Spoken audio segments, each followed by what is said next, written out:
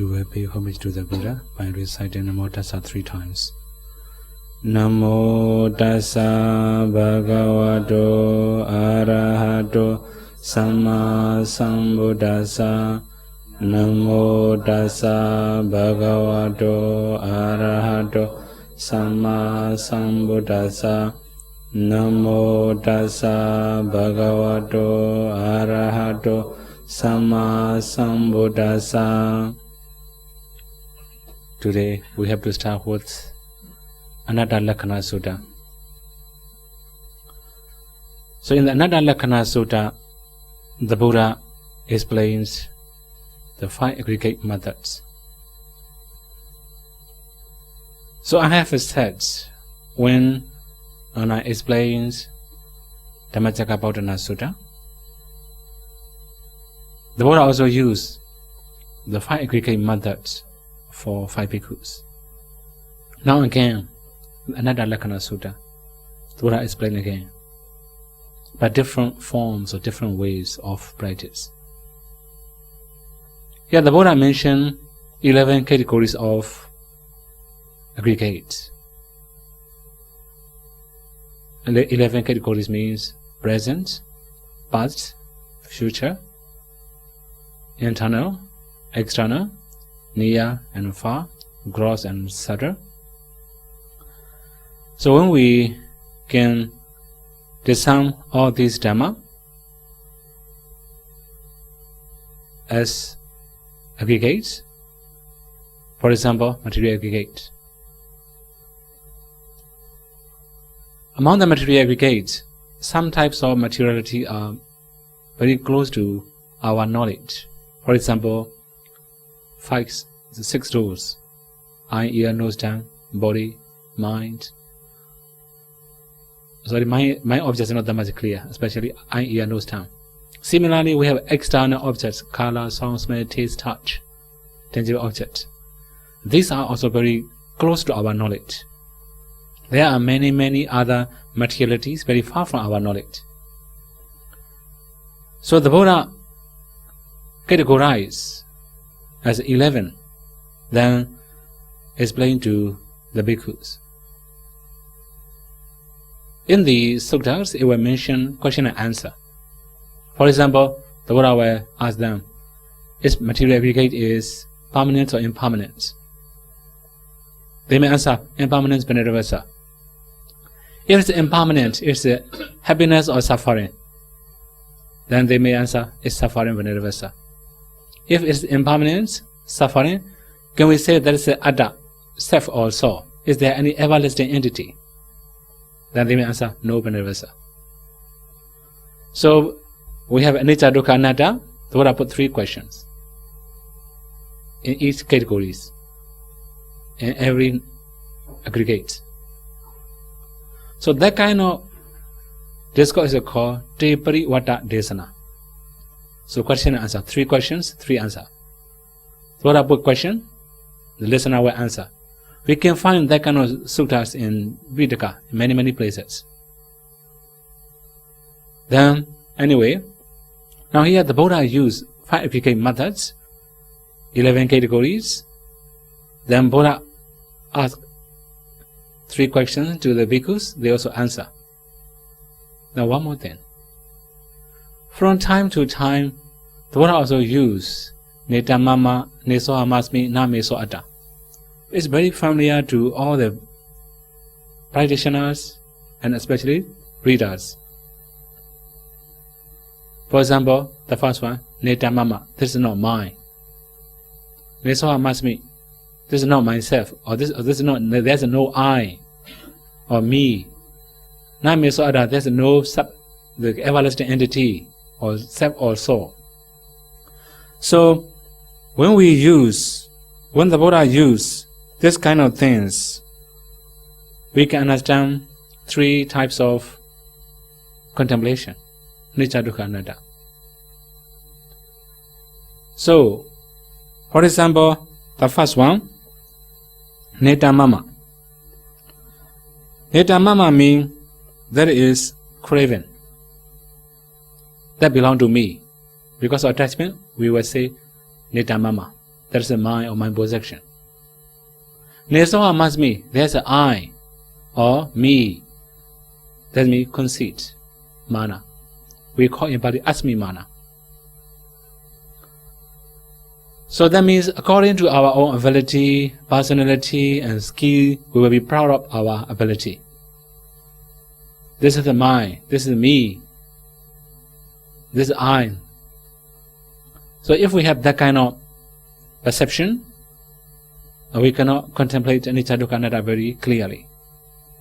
Now the last one is na me so atta. Atta means this is a self or soul. We can also understand everlasting entity. So when we have that kind of perception, then we cannot contemplate as anicca dukkha anatta very clearly. Then we also have three contemplation that can remove three types of wrong view. Now I have said craving, we call lobha or tanha, mana, conceit or pride. The last one is wrong view, ditthi. So these three is called papancha. Papancha means prolonging factors. When we have these three, we will prolong samsara. So when we can remove or when we can subside all these things, or when we can make all these things weaker and weaker, we can clearly understand Namarupa. We can also contemplate anicca dukkha anatta clearer and clearer. So we also have other special explanation about it, especially when we practice vipassana. We have 7 ways of discerning nama. Among them, I will say the last 3. The last one is because anicca. When we know anicca, impermanent, we can subside mana, we can subdue mana, pride. So when mana becomes very weak, then we can make our practice a little bit stronger because we have sense of urgency. If there's a mana, there cannot be sense of urgency. If there's a sense of urgency, there cannot be mana. These two are opposite. The next one is when we have very clear discernment of the dukkha, suffering, then we have a craving, no more craving. So we can overcome craving or we can make craving weaker and weaker. The last one, anatta. When we can contemplate anatta clearer and clearer, we can also overcome the perceptions of atta, wrong view. So if we summarize, anicca can make, the perceptions of anicca can make mana weaker. The perceptions of dukkha can make craving weaker. The perceptions of anatta, non-self, can make wrong view weaker. So we can also understand another way. When we have very clear discernment, very clear contemplation of anicca, dukkha, anatta, then we can overcome these 3 prolonging factors: craving, conceit, and wrong view. So here the Buddha mentioned 3 contemplation: anicca, dukkha, anatta. The Buddha also asked them, if there's anicca, dukkha, anatta, can we say that is a somi atta, that is a my atta, myself? That's everlasting entity. Then can we say there is I or me? Can we say there is a my belonging or my possession? The Buddha put this kind of question to 5 bhikkhus.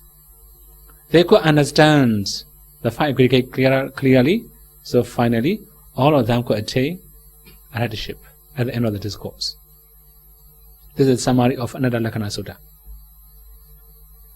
Then, so far within 5 days, including Dhammacakkappavattana Sutta, there's 5 days already.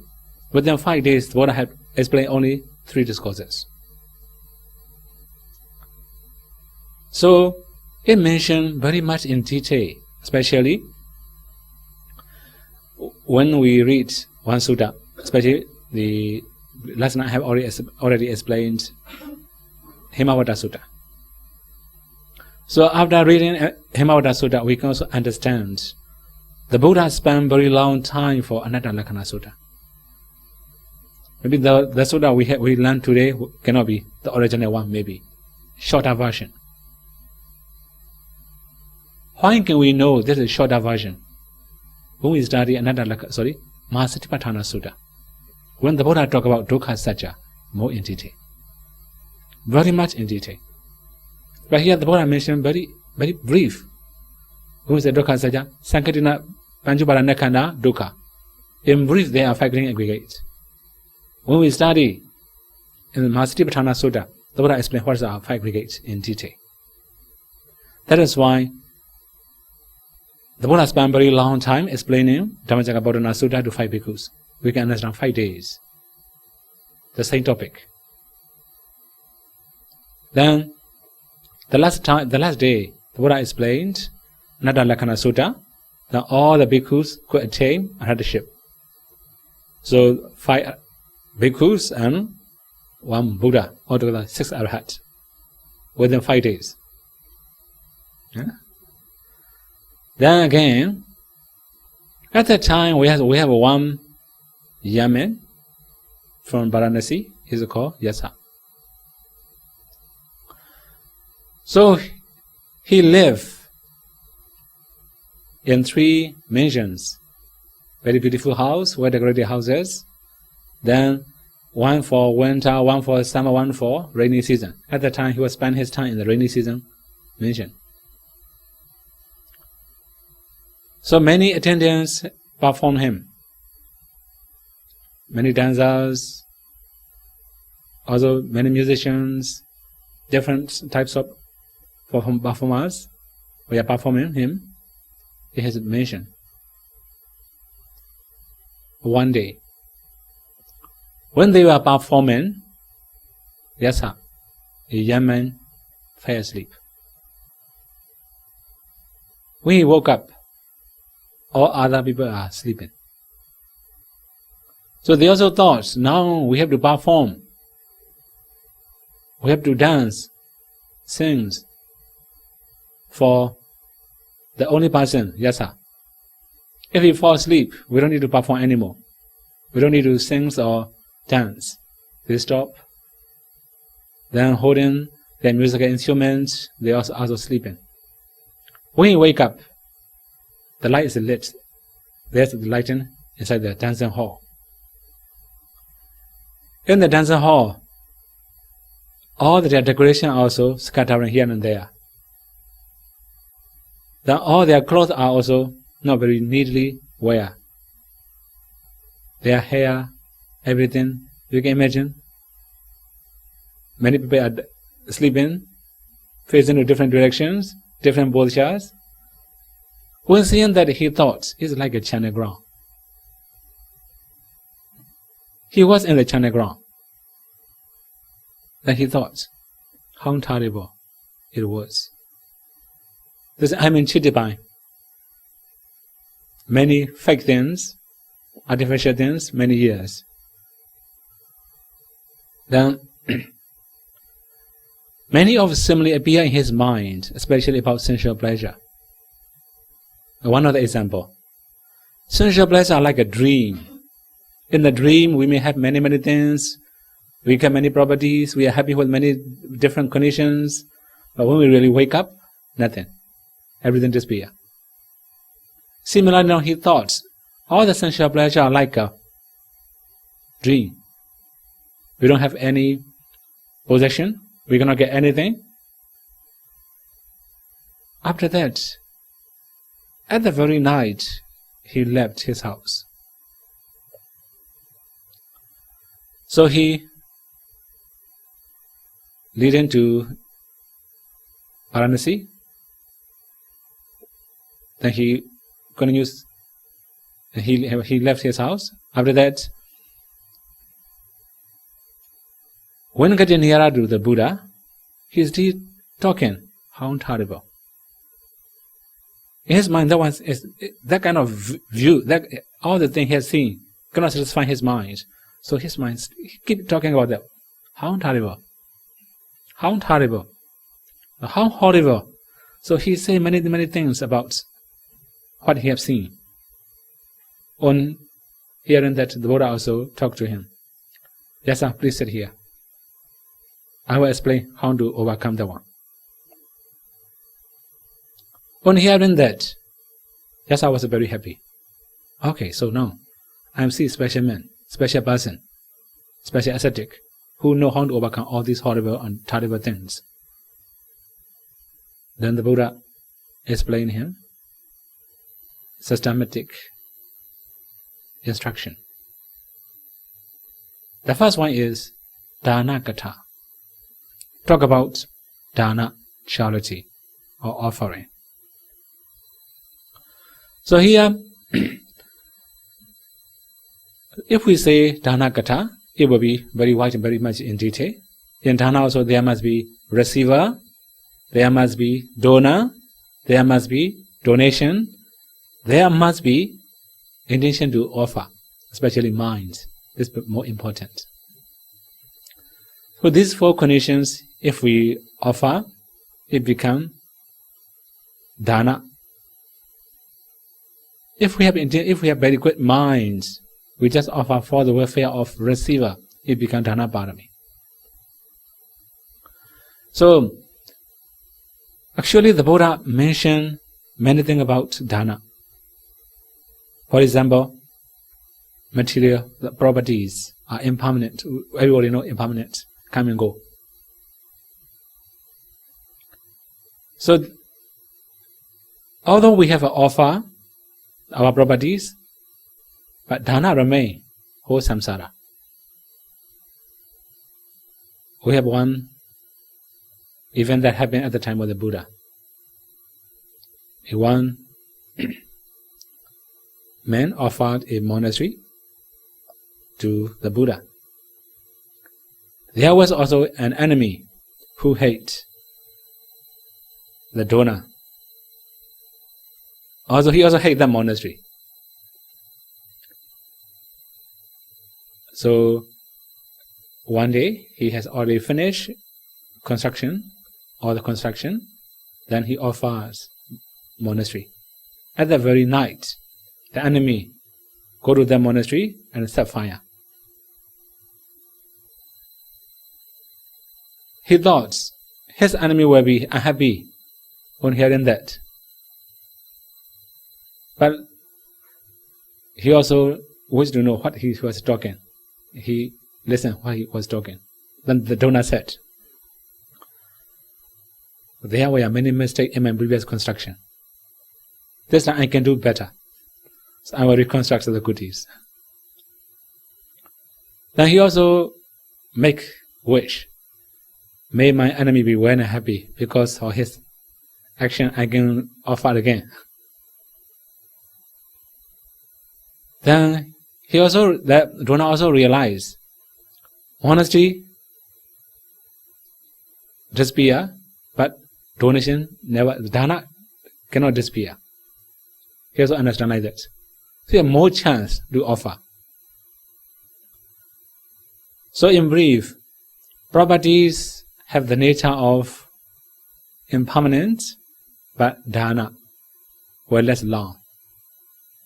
This is like a precious treasure we have already kept in a secure place. Naturally, all the properties are unsecure, full of danger. But after offering, it's safe. No danger. So, our properties can be burned by fire, swept away by the water, but dana cannot be burned by fire or swept away by the water. Anyway, so now the Buddha explained dana, about the dana, very much in detail. Also explains with many similes. After that, the Buddha also talk about Sila Katha, talks of morality, Sila. Okay, here we have to talk about Sila a little bit. We have two types of Sila. The first one is Charita Sila. Charita Sila means we have to do. We have to follow our responsibilities, our duties. This is called Charita Sila. Another thing is Varita Sila. We have to abstain or avoid. This is called Varita Sila. For example, now Panatipada Veramani. We have to abstain or avoid. These are Varita Sila. If we summarize, there are only two, do and don't. The Buddha says, don't kill, don't steal, all these are Varita, prohibited. Then the Buddha also says, you must do this, you must do that. Buddha will recommend his disciple to do. We can also say, allow. The Buddha allow to do. These are called Charita Sila. So, if we translate the Sila, this means habit, also called Sila. When we have good habits, we have good Sila. When we have bad habits, we have bad Sila. So, first we have to make ourselves better. We must have better habits. Then, when the Buddha explained Sila, the Buddha also gave many simile. Then, the Buddha also mentioned, to go up, morality is like a staircase. So here when we go upstairs, we must go through staircase. Without staircase, we will not go up. Similarly, if we wish to go up, we must have morality, Sila. Sila will make us higher and higher, according to our ability and quality. Then the Buddha also mentioned, Sila is like an entrance door to Nibbana, the gate door. So if our gate door is closed, we cannot go inside. If we open the door, we can go inside. Similarly, Sila will make the door to Nibbana open. That is why the Buddha mentioned Sila is the door to Nibbana. Without Sila, we cannot enter. We must stand in the entrance. We cannot enter into it. Then there are many other examples of Sila. For example, the king. If the king is rude, very bad, people may scare off the king but no respect. Similarly, there are many well-educated persons. Because of their education, we may admire but no respect. Then, similarly, very rich person, good businessman, very big company owner, he will be rich, but if no morality, we may not respect. That is why the Buddha also mentioned morality is better than the king, educated person, worthy person.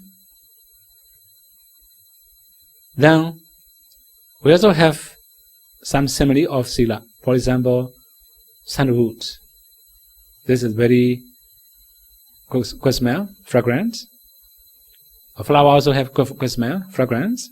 But all these smell can go downwind, but it cannot go upwind. But the fragrance of Sila can go anywhere in the world. That means when someone is moral, he can be famous and also respectable, honorable.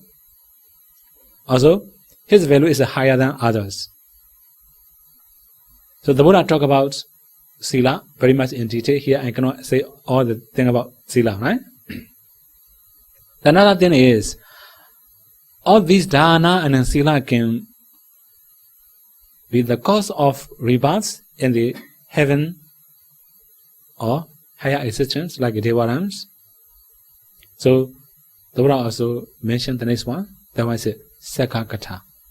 Talk about divine beings or divine pleasure. So the nature of devas are like this. Buddha explained about deva. For example, in the human realms, we have to make efforts. We have to try very hard to survive. In deva realms, they don't need to make them an effort for surviving, because they just use their previous karmic power. Our human realm, we have to use two power, karmic power and the power of efforts too. In the deva realm, they don't need the power of efforts.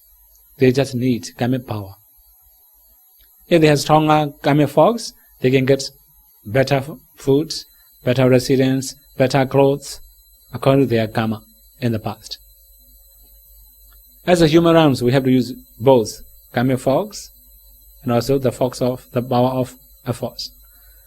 Although we have stronger karma, if we are lazy, we will be poor.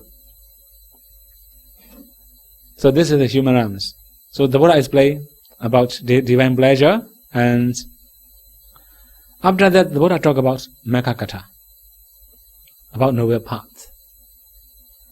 So that means, although divine pleasures are better than human being, but compared to Nirvana, this is a minor. So to explain that, the Buddha explained the next step, we call Mekkakata, the Noble Eightfold Path. So we have to practice Noble Eightfold Paths in order to attain path and fruition knowledge. So I have explained Noble Eightfold Path last night, briefly.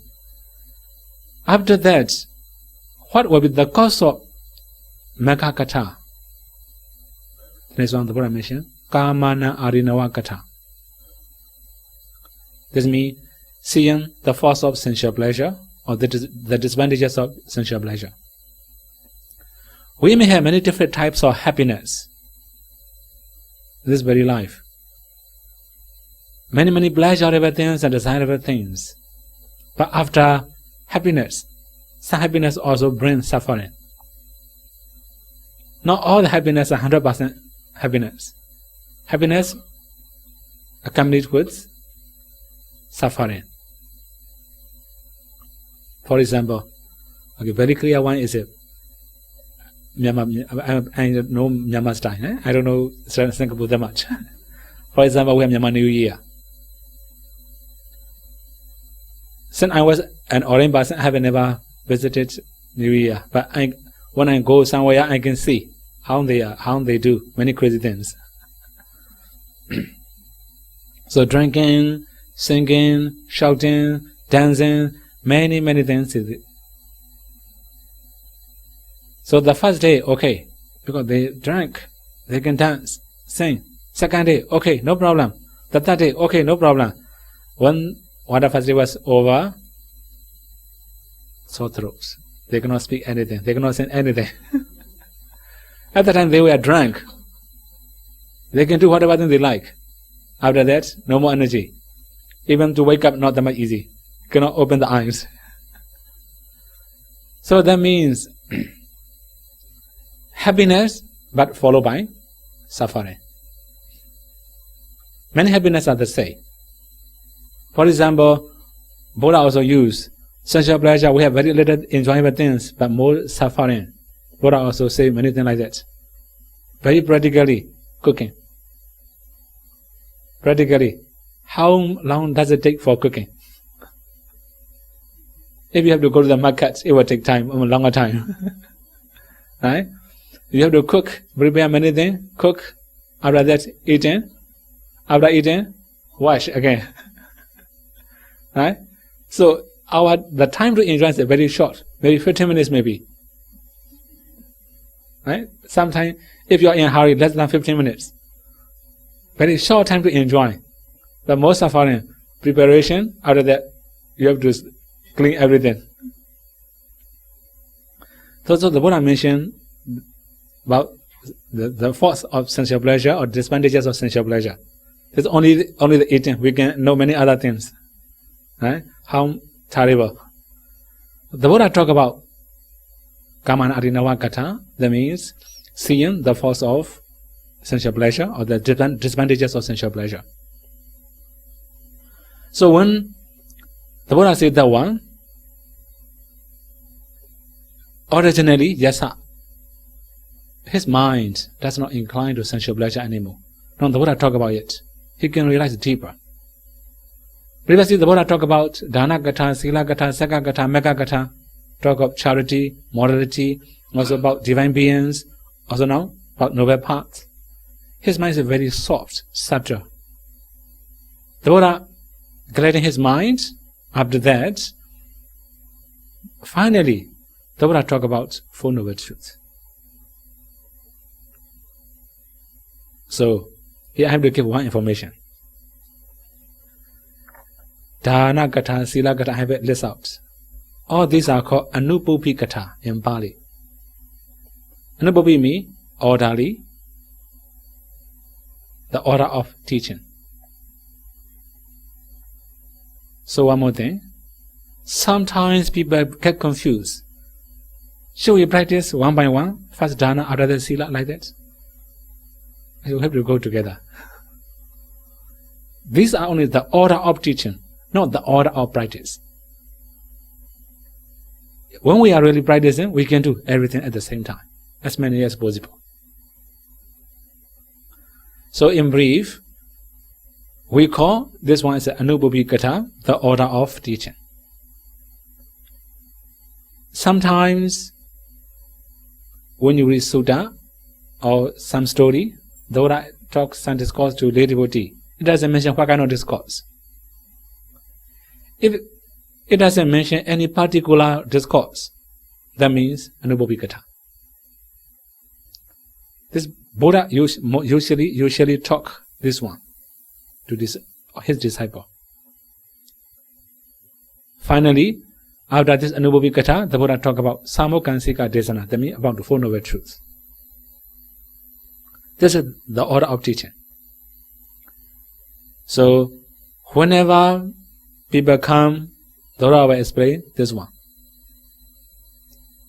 So later, when I explain in many other, now the third day, right? 3 more days remain. If I cannot mention any particular discourse, I will refer to the one. Anupupi Gata or Samokansika Desana. Right? You have to understand the order of the instruction. From Dana to Mega. It's about the Noble Eightfold Paths. Okay? So, after that, after explanation, Anupupi Gata, the Buddha talk about Four Noble Truths. So this is the noble truth of suffering, this is the noble truth of origin of suffering, and so on. After that, at the end of the discourse, Vassa could attain Sotapanna, the first path in fruition knowledge. At the time, in his home, his mother and her father were worried about him. When they looked for their son, they could not see, so they sent their men to look for their son. The father himself, seeing the print of sandal, golden sandal, he followed, he traced the prints and followed. Then finally he arrived at Isipatana, where the Buddha's born, Vassa. Then the Buddha also knew that man also could attain Sotapanna. But when he if he saw his son, because of attachment or because of excitement, he could not listen Dhamma very well. That's when the Buddha hid Vassa by his psychic power. When the father came and asked, Venerable Vassa, have you ever seen any men around this area? Have you found any men around this area? Any young men around this area? Okay, just sit here. You can see your son. Then he can release at least. Okay, if I sit here, I can see my son. Okay, no problem. He can sit. The Buddha gave the same instruction from Dana Gatha, talk of charity, how to offer, what to offer, and so on. Then Sila Gatha, about morality. Then Saga Gatha, about divine pleasure. Then Mega Gatha, about noble path. Finally, Kaman Arinava Gatha, force of sensual pleasure. So Yasa father also feel very happy. Also, his mind is very soft, flexible. The Buddha also gladdened his mind by speaking all these things. Finally, the Buddha explained the same instruction, Four Noble Truths. At the end of this course, Yasa father also created Sotapanna.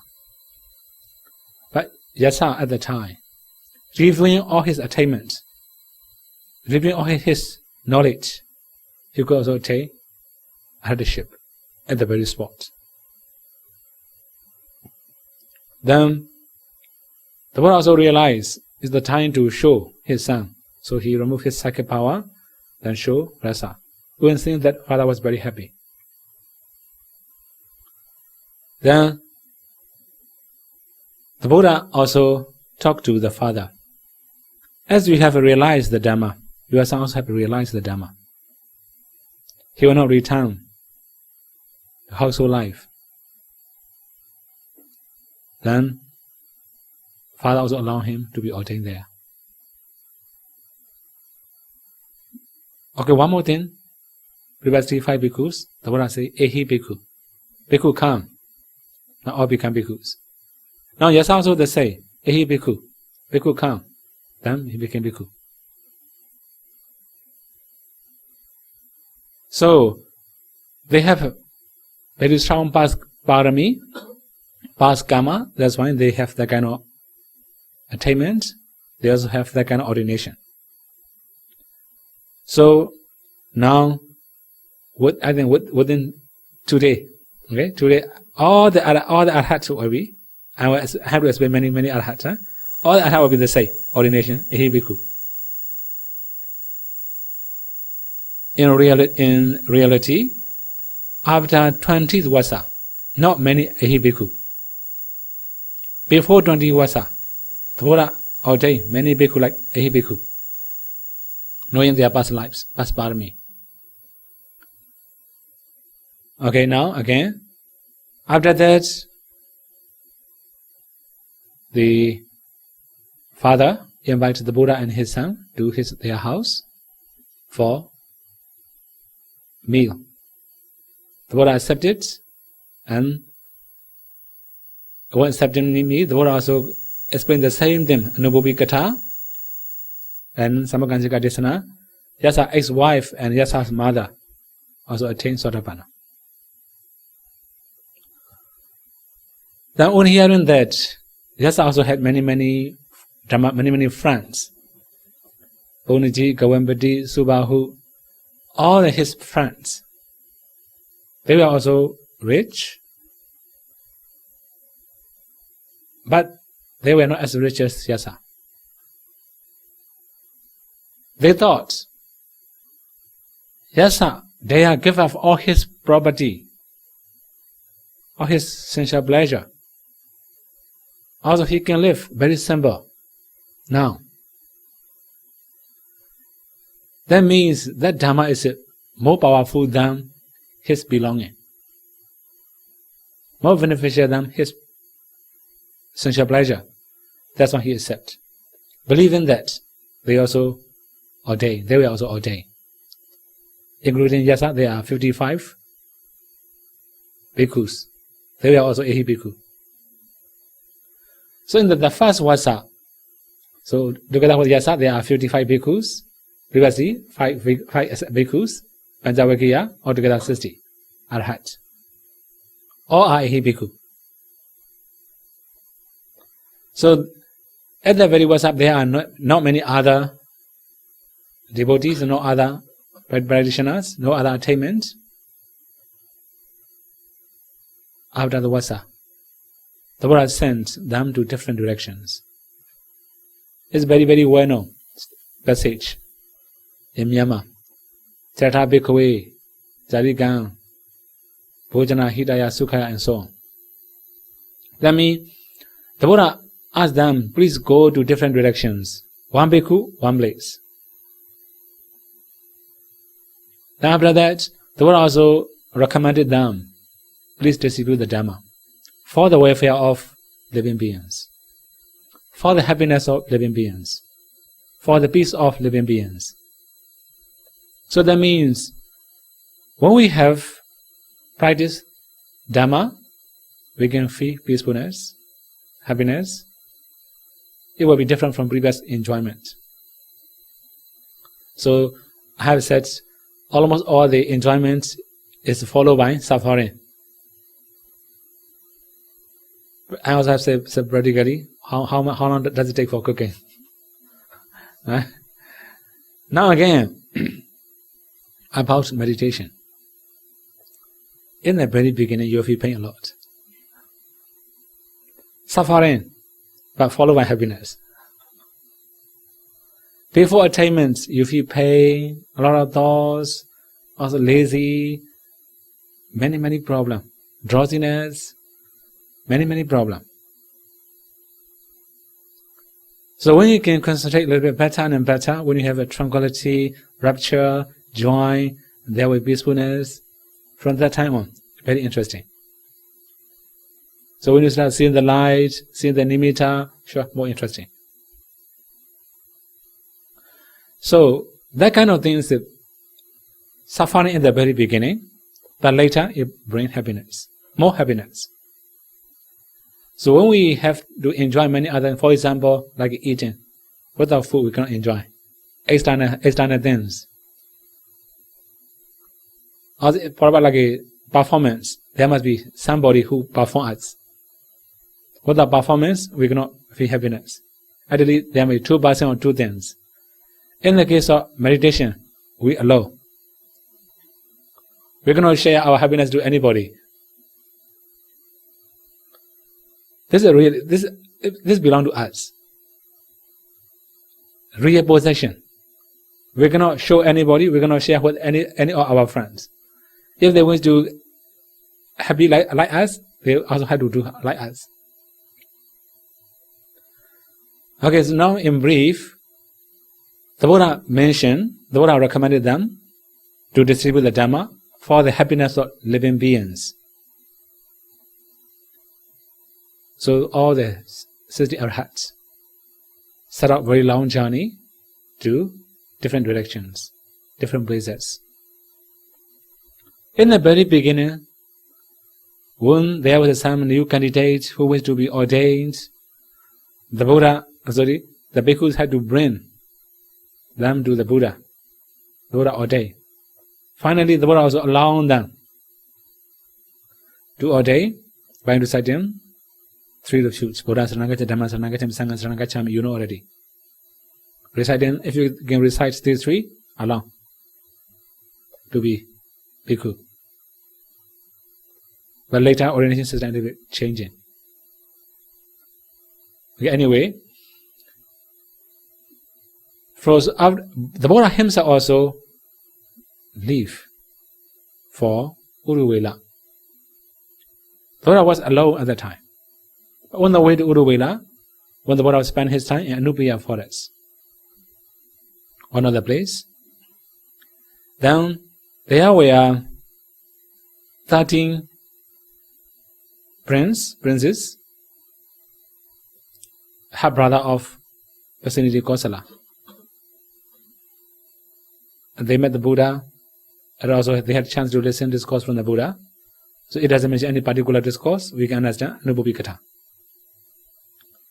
They also attain some more than attain the first part in fruition knowledge, some attain Anagami, some attain Sakadagami, but all of them cannot attain arhatship. They just attain lower part in fruition knowledges. Then the Buddha also continues his journey to Uruvela. The Buddha realized that there were 1,000 ascetics led by Uruvela Kassapa, Gaya Kassapa, Nadi Kassapa. So 3 brothers. So 500 with Uruvela Kassapa, 300 with the Gaya Kassapa, and 200 with Nadi Kassapa. So these three brothers were very proud. They were proud of their attendance, they were so proud of their practice. They also thought that they were Arhat. When the Buddha arrived there, and requested Uruvela Kassapa to allow him to spend one night. They don't have any extra hut, only kitchen. So we have here kitchen, but in the kitchen there is also very dangerous, poisonous serpent. Then the Buddha asked them to allow him to spend there. Although he don't wish to allow, because it's dangerous at night, Buddha requested three times, so they allow to spend there. So at that very night, very strong fighting for the dragon, serpent.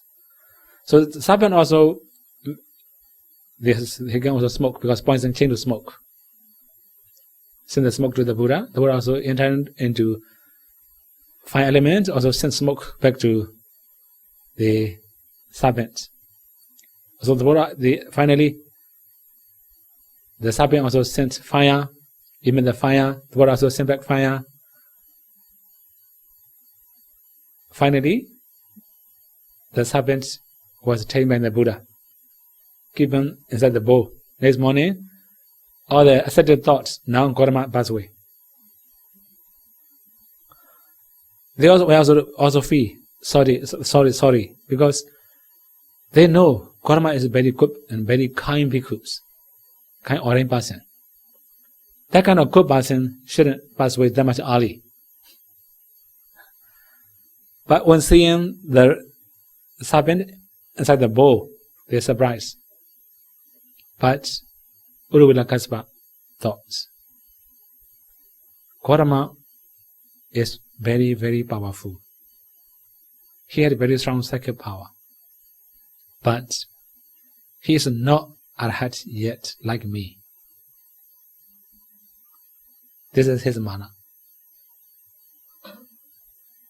Then, the next night, 4 devas from Chidu Maharaj, 4 king devas came to the Buddha and some asked question, and Buddha also answer. When the deva come down, if they illuminate the light, then many of ascetics could see, including their leader, Uruvela Kassapa. The next morning, when he met the Buddha, asked, Recluse Gautama, last night I see very bright light inside your residence. What is that? But the Buddha said, 4 king devas approached me and asked a question. On hearing that, Uruvela Kassapa thought, Recluse Gautama is very strong, very powerful. Even king devas have to approach him. But he was not an Arhat like me. Then the next night, King Saka came. They say, very bright light. You could see, ask again, the same thing, the same thinking. Even the King Deva came and see, came Recluse Gautama, but he was not Arhat like me. It happened 16 times. So you can imagine, very long time. It takes a few months there. So many cases happen. Also, they also know Buddha's power is stronger than their meditation. The Buddha's attainment is higher than their attainment. But they still think that they were Arhat. Finally, one day, the Buddha didn't go to their place. That means at that very day, many of people from different cities came to see Uruvela Kassapa and offer many foods. Uruvela Kassapa was worried if Karma was there, if Karma showed some of his psychic power, all my devotees will follow him. Today, if Karma didn't come to see me, it would be better. He thought like that. So in that very day, the Buddha didn't go. The next morning, when meeting the Buddha, he said, yesterday we have plenty of foods, you didn't come. Then Buddha said, I know that you don't wish me to come here. If I come here, your devotee will follow me. Then he thought, Recluse Karma was very powerful. He could read other people's mind, but he was not arhat, like me. Finally, the Buddha had to say openly, Uruvela Kassapa, you haven't attained anything yet. You are not arhat yet. Then the Buddha explained the same topics to them about dana, sila, and so on. At the end, they wish to be ordained. Then the Buddha also allowed them ordain. So group and group they were ordained. After that, the Buddha talked about fire sermon. Everybody knows fire sermon. Fire sermon means they also mentioned actually the door by door. For example, iron is burning. Here, burning means iron also burning with aging, sickness, death, rebirth. This is called burning. Also, we also lust, raga, dosa, moha, burning. So that means sometimes our eyes are burned by anger, sometimes our eyes are burned by the lust or attachment, sometimes our eyes are burned by many other defilements. This is called Adita Priyaya Sutta. Similarly, nose, tongue, body, everywhere. Then here sometimes the metaphor burning cannot understand. That means if we eat the food with attachment, this means our tongue is burning. Right? Then I remember one of the Pa-Auk Dhamma friends. He passed away already. He was also a vegetarian. One day when he met Pa-Auk, Pa-Auk's name is Uajina. Right? Then he said, Uajina, when our tongue is burned by pork or beef, it's also very, very terrible. But we vegetarians also have to consider, when our tongue is burned by potato, it's hotter than beef and pork. Right? So that means whatever food we eat, whether vegetarian or non-vegetarian, that means attachment. So if we have attachment, if we eat anything with attachment, that means tongue burning. If we don't have any attachment, no burning. Similarly, sometimes we dislike. We have to eat, although not that much good, with anger or with suffering. The same burning. So whatever designable object or undesirable object we see, hear, smell, taste, touch, think, all are burning. So at the end of that discourse about Adita final sermon, they take arhatship. So in their case, we can understand this is 12-based method. We can also understand another way. It can be 18 dhatus method, 18 elements method. The most possibility is 12-phase methods, because eye and visible objects, ear and sound, audible objects, nose and smell, tongue and flavor, body, transmission and intangible objects, other than mind and thinking, thoughts. So internal basis and external basis, 12-phase methods. So I have said last night, when the meditator had very strong delusion in materialities, very clear vision in mentalities, the Buddha used 12-phase method. Now in their case, they are not very expert in materialities, but they know mentalities. That's why the Buddha gave different instruction. So after their enlightenment, the Buddha had to spend some time in the Uruvela forest. After that, accompanied by 1,000 ascetics, now they become 1,000 bhikkhus. Arhats. The Buddha entered Rajagaha. So the king, the Bimbisara, was also waiting for the Buddha. When hearing the Buddha was coming, they prepare Buddha living plates. They also prepare for 1,000 bhikkhus. So you can imagine 1,000, it would be it should be very, very strong supporting. With very little effort, impossible. Practically impossible, 1,000 yogi will have to suffer a lot. Anyway, in the very beginning, Buddha was spending in one of the palm forests with the temporary kutis, small huts. On hearing that, the king Bimbisara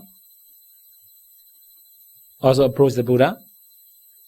When the king came, many of followers, especially Brahmins, from the city also follow the king.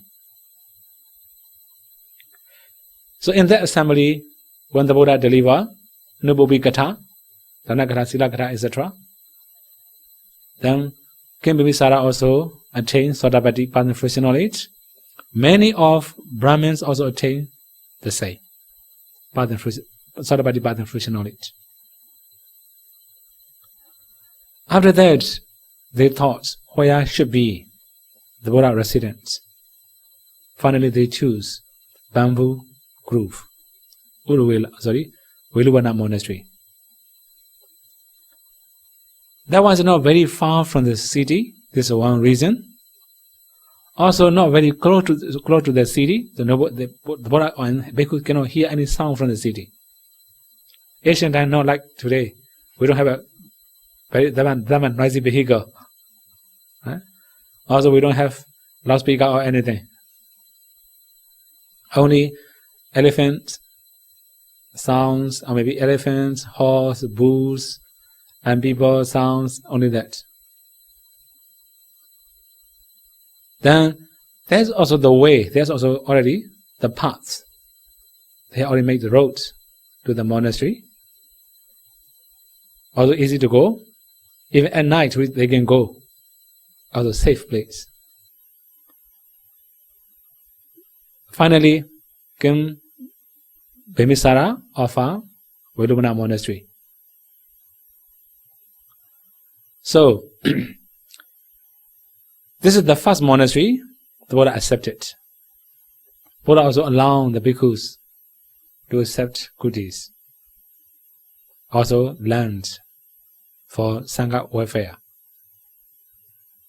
Then, now Buddha was in Rajagaha. We have very, very many famous persons from Rajagaha. So now you have no King Bimbisara. Another one is Venerable Sariputta. He was born in Rajagaha. His friends, Venerable Mahamoggallana from Rajagaha. Then the third disciple, Venerable Mahakassapa from Rajagaha. But they were not born in the city. They are born around Rajagaha. So, at the time, Venerable Sariputra and Mahamoggallana, if their personal name, Upadisa and Kovida, were wandering ascetic. So they were learning under the guidance of Sanjaya Bilata Buddha, one of the well-known teachers at the time. Okay, so one more thing about wrong view here. Previously, I don't know how to translate that one. In Bali we call Amaravikhepa. Amaravikhepa means, when I read in the Sutta, Brahmajala Sutta, it mentions it's like a eel, a kind of fish, eel. Then Amarami eel. Vikhepa means it cannot go straight, like a snake. Right? It cannot go straight like other fish. With me, here Amara Vikhepa means, his tradition, he avoid the right answer. For example, Kusala and Agusala. The teacher himself didn't know what is Kusala and Agusala. He don't wish to answer. That's why he avoid the answer. Okay, now example. Is there is everlasting entity or not? Right? Okay, for example, like if our aggregate is material is an everlasting entity, we have this kind of question. He may answer, I don't say so. Then we may ask again, if so, that means is our material aggregates not everlasting entity? He may say it again, I don't say so. Then we were joined together. If so, some of us have everlasting entity, some no have everlasting entity. He may say, I don't say so. Then he avoids the right answer. So his methods are not that much difficult to learn. He may talk about aggregates or many other things, many other ways. For example, like life is a permanence or not. Similarly, the world system is a permanence or not. If there is the end of life or not. There were many questions. He also put many questions. So Venerable Sariputra at the time, Upadisa and Kovida, within 2 or 3 days, they could realize what's his teaching. So the main thing is that they also have to learn how to make question. They also have to learn how to make answer. Answer is very simple. They have to learn the question. So after learning many questions, then they realize that teachings cannot lead to the end of suffering. Then they were looking for liberation, also some special dhamma from many other ascetics. Fortunately, they met Venerable Assaji, going for Pindapata at the time in the Rajagaha. So Upadisa, seeing Venerable Assaji, realized there may be some special dhamma in the ascetic. Then he followed him. When Venerable Assaji go out of the city, when he was going to have his lunch, he prepared a sitting place for him. Also sit Andy, he finished the meal. At the end of the meal, he asked the Venerable Assaji, is there any dhamma you have learned from your teacher? Then Venerable Assaji also considered mostly many other religious teachers or many other ascetics find faults of Buddha's teaching. Then he thought he don't want to answer that much in detail. That's why he just say, it's also telling the truth. I just ordained recently. I haven't learned many things from my teacher. So you can, well, it's also truth because only one Vassa. Afterwards also he has set a very long journey. He was not with Buddha. But he had attained Aggregate, that's why he knew his own practice. Then when he say like that, Upadisa asks, always very little then no problem. Just tell me, what is that? Then Venerable Asaji said very simple stanza, Ye Dhamma Hetu Bhava. That all the dhammas are originated from its causes. This means all the dhammas come from their causes.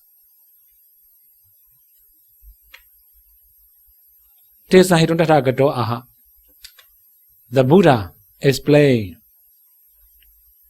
the cause of all the dhamma. Then Venerable Sariputta could realize very well he could attain the first part of fruition knowledge before seeing the Buddha. This is the thing he needs. He was to get. He get proper information, cause and effect relationship. Then he could attain sort of Patipata fruition knowledge. So he's also very sharp and very strong knowledge. That's why he could understand very easily. He could attain very easily. He also shared his Dhamma, this Dhamma to his friends, Kovida, Shucha Mahamoggallana. He could also attain Sodapati. After that, they decided they should go to the Buddha. Then they also requested their teacher, Sanjaya. Now we have seen Dhamma taught by Gautama Buddha. We better go and see and we better learn from him. Then the teacher said, okay, if I give that example, you may not understand because you don't have that kind of tradition. Huh?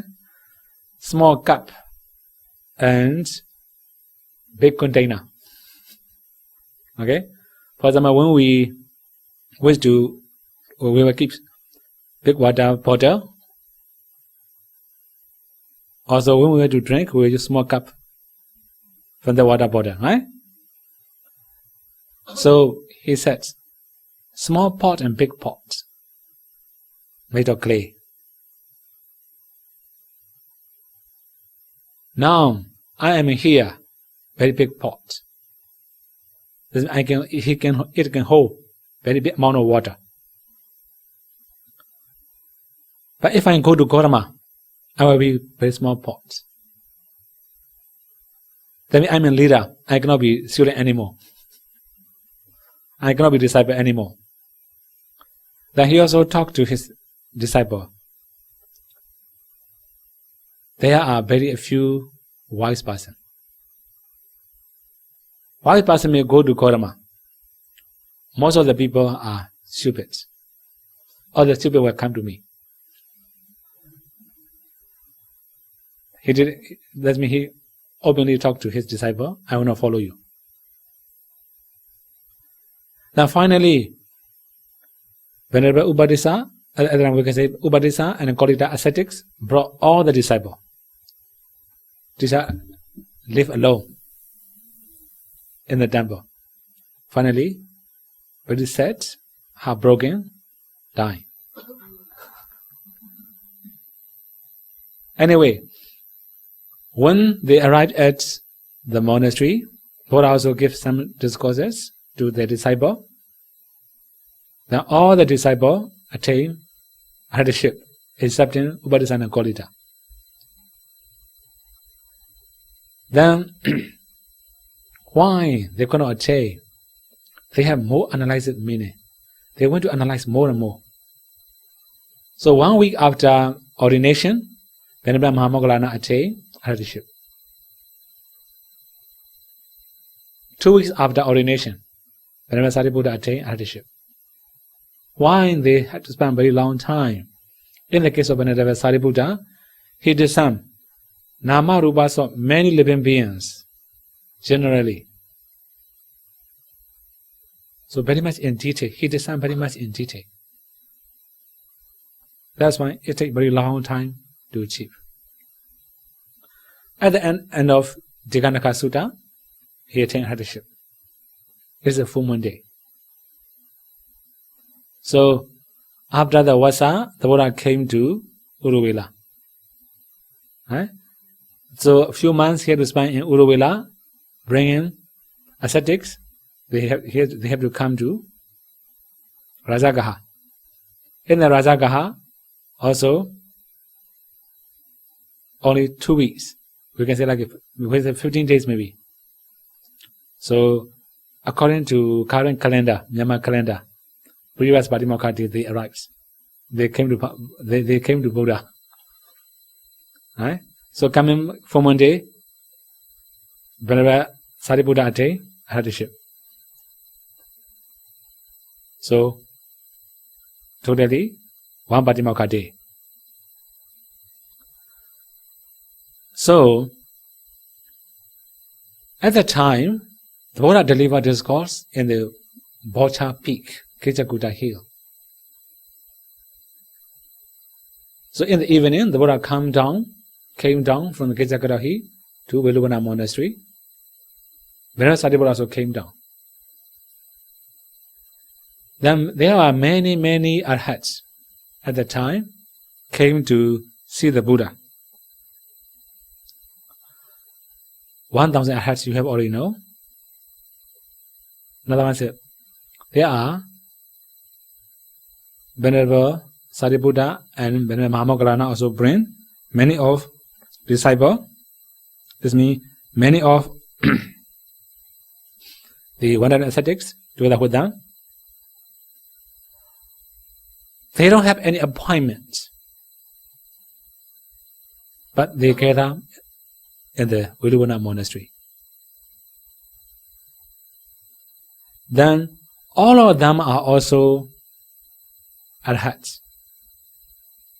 They are not ordinary arhats. They were Chala Binya arhat. Chala Binya means they have attained psychic powers. All of them have psychic powers. They will have 5 psychic powers and the first arhatship. Altogether 6. That's what we call Chala Binya.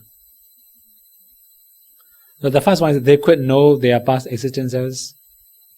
This is also one of the psychic power. Then they also have divine ear, divine eye. Then they also have Adivita. They can fly in the sky. They can dive into the water. This kind of power. They can also reach others' mind. These are psychic power. They have attained. Then all of them are also Ehibhikkhu. So Ehibhikkhu means they don't have to ordain like us, shaving hair, reciting many things, chanting Kamavacha, not like that. When the Buddha says Ehibhikkhu, because of their past power, karmic power, their head already shaped naturally. Their clothes chained to rope naturally. They had bow naturally. They don't need to go to the market and find the bow and ropes. Ehibhikkhu. Special bhikkhus. Altogether there were 1,250 arhats. So 1,000 is the previous Kaspa group. 1,000. 250 is by Venerable Sariputta and Mahamoggallana. They brought many ascetics with them. So they met and they gathered in Veluvana Monastery. Then it was a full moon day. So coming full moon day. According to Pa-Auk Mahadana is that day. When Venerable Sariputta attained arhatship that day. And this is our Mahadana in Pa-Auk. Then at the very day, the Buddha explained Avada Patimokkha. You have already know. Sabababasa Akaranam Kusala Subha Samana Sajida Puriyo Dhabana Iram Purana Sasana. So this means not to do any evil any kind of evil, then to cultivate good actions or good deeds, to beautify our minds. This is the teaching of the Buddhas. In brief, we can understand that one. At the time the Buddha starts Order Patimokkha, this is the first Patimokkha, also the biggest gathering at the time, the first gathering at the time. So, this is the Order Patimokkha the Buddha explained to the very big number of arhats. So they have attained all the arhats, they have known everything. They also have attained Sakya power. But in the case of Venerable Sariputta and Mahamoggallana and many other, there are also many other ascetics, many other bhikkhus, they have attained Parisambhita Jnana. That means analytical knowledges. They have special power, special knowledges. So for them, they don't need to review any of Buddha's teaching. It's just for Ovada, just listening to the Ovada. So today also, time's up already. I cannot explain Order Patimokkha in detail. Okay? Anyway, the first one is enough. So one more thing.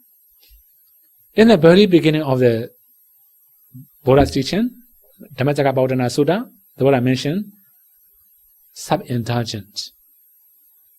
Now here the Buddha talk about sababhasa akarana, not to do any evil. If we have sub-indulgence, we will do evil. The kusala subha samara, we have to do kusala. There is no sub-torment. We have to make ourselves happy, glad, flexible. Then we have to purify our minds.